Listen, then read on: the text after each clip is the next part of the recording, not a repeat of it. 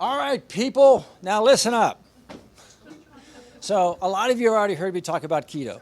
And Chelsea and I are promoting this for a lot of patients because it solves a lot of problems. First question we hear, what is a ketogenic diet? So Chelsea, a ketogenic diet is? It's a high healthy fat diet. Healthy fat. Heard she say, she didn't say French fries, she didn't say donuts. Healthy fats. She said healthy fats. And people hear, how much fat? How much of your diet is going to be fat? 70% is going to be fat. I'm going to get a heart No, attack you and will die. not. No, you will not. Are you sure? I'm positive. How do you know? I pinky promise. I know. And you can't do better than that. I mean to say it's research backed. Research backed. Research backed. So this keto diet is just a new age thing, right? It's been around since 1910. 100 years? It's not a fad. So this came out of the Mayo Clinic back many years ago, almost 100 years ago, as a solution for seizure patients that had a lot of seizure. When they ate a ketogenic high-fat diet, and brain is mostly fat, this good fat decreased seizure rates. Guess what? It's good for ALS, it's good for Parkinson's, it's good for Alzheimer's, it's good for healthy people that want to have smart brains. It's also good for weight, it's good for cholesterol, it's good for blood sugar. We did a whole webinar on it. I'm not going to bore you with all the details. If you go to our YouTube, Dr. Gary Huber channel, you can see a 30-minute discussion, Chelsea and I talking about what a ketogenic diet is. We have lots of documents. If you go online and look up ketogenic diet, you'll find some really smart stuff and you'll find some really dumb stuff, okay? And it's hard to tell which is which. So we've crossed that bridge. We've come out with what we feel is validated, documented pathway for doing ketogenic. So we're going to talk about that because no matter who you are, we do a corporate health engagement at Cincinnati Financial right up the road, and that's where I got to meet the lovely Brent Billman and others in this room. And guess what? We talk about the ketogenic diet, and a lot of times people say, well, wait a minute, isn't that for losing weight? It is. And they go, well, you don't have to lose weight. Why are you doing it? I make my living with my brain, right? And I like having good energy. And the ketogenic diet promises both of those things. So since doing the ketogenic diet, I do feel that there's an edge for mental sharpness. There's an improvement. I've had people say their sleep is better, that their thermostats, ladies, are more controlled, okay? So it has a broad impact. And this is not a new wave diet.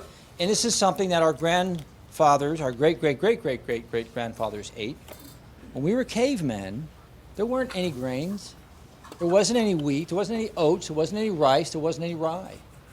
We had animals and we had plants.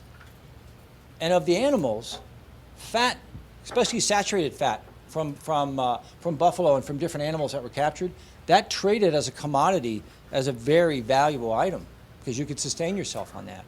So we have to change our thinking a little bit when it comes to keto. So now we're going to go, because everything we presented so far tonight is still keto. Keto is lots of vegetables, lots of healthy fat, normal protein, nothing excessive, eggs, nuts, and seeds. Well, wait a minute, that sounds like what we've already presented.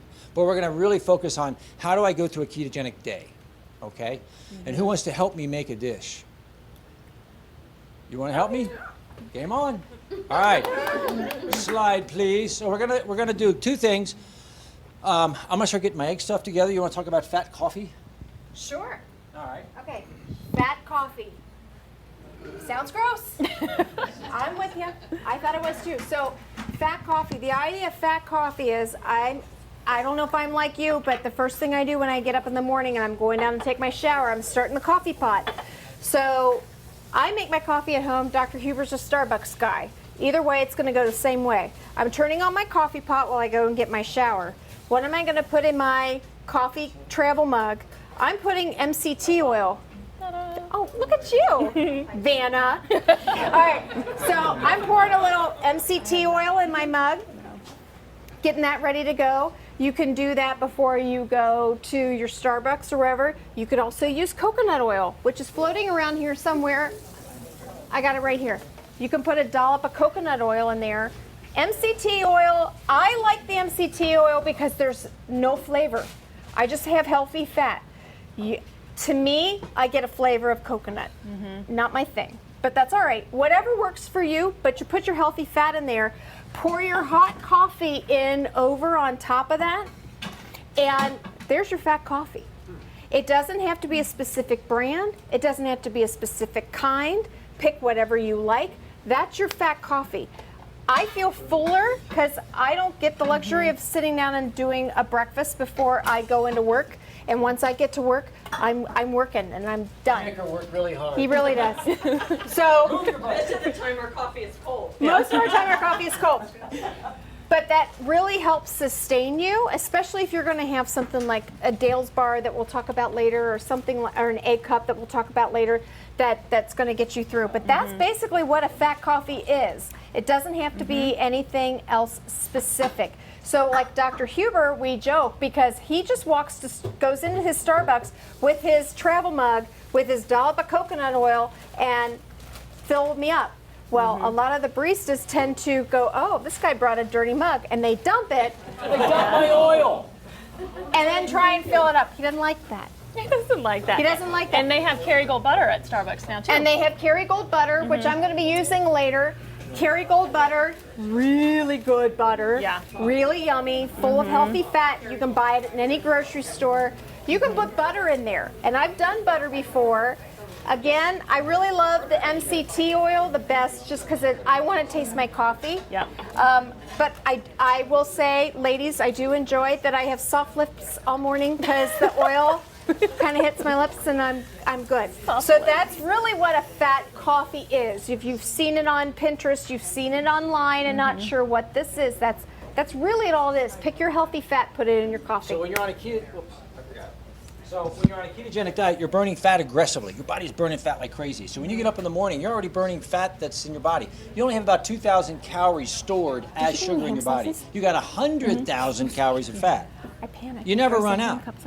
So when you get up in the morning, you don't wake up ravenous. And so when I have my fat coffee, I just fed my brain medium chain triglyceride oils. My brain goes like that because my brain loves to burn fat as fuel. And you gave it a little bit of caffeine and you're on your day. I'm not hungry. I'm not ravenous. Maybe by 10 or 11 o'clock I want something. I'll have some of those nuts, so I'll grab something quick. But it's a really great way, and I've always preached, you have to have your breakfast. Or your fat coffee if you're keto, okay? All right. I'm sorry, your name is? Fat coffee for him in the morning is great. That gives your brain a bit of energy, and it gives him something to get him through the morning. Yes, you have a question? Smeared in those cups. If you're not a coffee drinker, You could still do tea. You could do tea with that. MCT oil, it has no flavor at all. I mean, you could just really drink this and you won't even know. It's just a little thicker, so you could still do the MCT oil in tea. you could do any of this in a tea or a hot chocolate if you're more that way. Did you have a question? How much do you use? You know what? I don't measure mine. If this, you'll usually say a teaspoon. I just kind of go bloop, bloop, bloop, done. For my travel mug. Okay. I have seen him Or drink that. it in the middle of the day. Like He just thick water. he I'm takes not it to doing the. When you start Yeah. doing fat coffee, it's an acquired taste. I didn't like it the first time. Okay, thank So, you. and you can use ghee. Ghee is clarified butter. My recipe right now is 1 teaspoon of ghee and 1 tablespoon of coconut oil. This is ghee. But that isn't where I started. I started with Here's just a a little little ghee. bit, Wanna taste and I it? just stir it. Okay. You'll hear about have to use a blending wand or a blender or a mixer. Messy, time-consuming. Nah. I just dump my hot coffee on it, stir it, and start slurping it down.